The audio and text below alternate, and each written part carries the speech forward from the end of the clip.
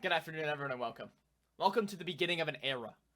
An era where I will be attempting to go from a hard-stuck Immortal 3 player to a top 10 Radiant ranked player in just 365 days through a regimen. Through the meat grinder. How am I going to do it? Who is this guy? Who is this guy is a good question. And in 1 minute, I'm going to answer that.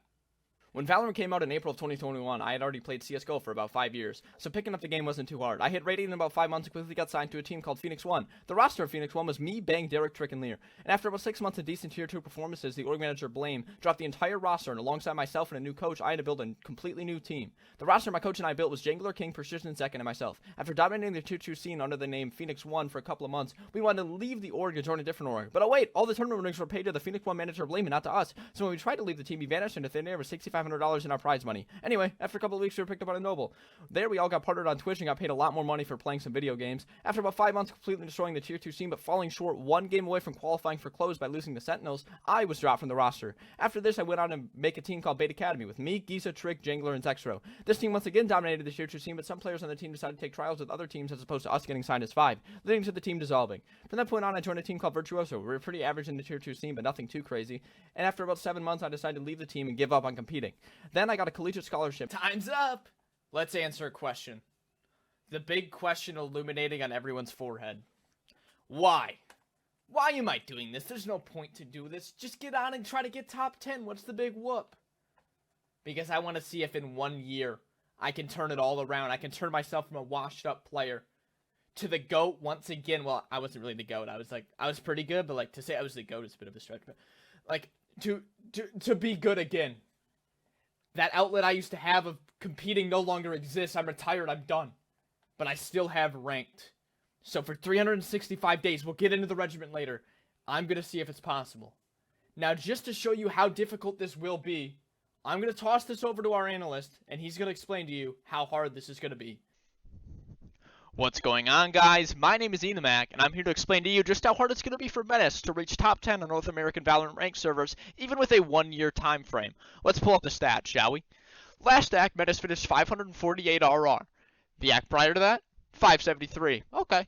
Act before that, youch, 375. Not looking too hot there. What we can get from these last 3 acts is we can see where Menace lies MMR-wise. Your MMR is your hidden rank that the game is always trying to pull you towards. So let's say Menace's MMR, generously, is about 500 RR. That means when he gets above 500 RR, it'll be harder for him to rank up. When he's around 300 RR, he will be receiving around 21 elo on a win and about 18 on a loss. When he's at 700, for example, he will be receiving 17 a win and losing about 22 on a loss. That's what makes ranking up so difficult when your MMR is hard stuck. Now, using even Menace's peak, which is around 700 RR, he would have to get 400 RR points above that to even break into the top 10. Let's pull that up, shall we? The rank 9 player from last act had a ending RR of 1,124. So on a generous scale, that is what he would have to reach, even though it most likely will go up. Now, using every single mathematical possibility possible, it's not possible in 1 year, especially for a player of this caliber. Menace is just simply not that good at the game and never. Now that you know the stakes, let's get into my regimen.